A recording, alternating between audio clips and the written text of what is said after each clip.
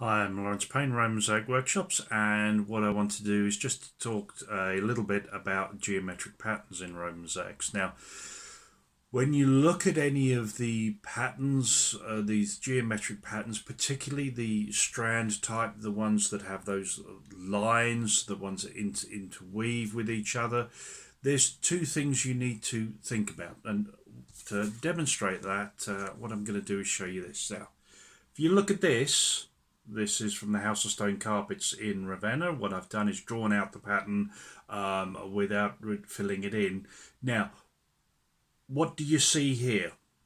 What do you see? What's the pattern? What's the pattern that you're seeing here? Now, mostly people say, when I ask them this, it's circles, where in fact there isn't a single circle in that pattern. If we turn it over, where I've coloured some in, and you can see it's like hourglass shapes that are interwoven with each other, and the entire pattern is made up of those.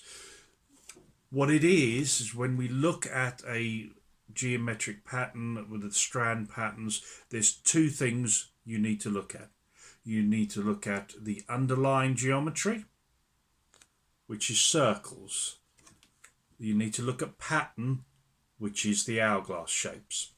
So if I were drawing this out, or when I first drew this out to try and get it correct, I used the underlying geometry. So it was a lot of circles.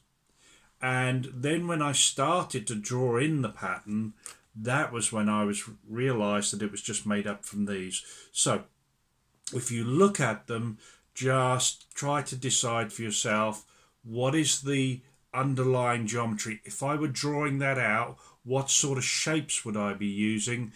And then if I want to know what the actual pattern is, what is that? Two very distinct areas. You can make the mosaic without knowing the underlying geometry. You just need to know the pattern.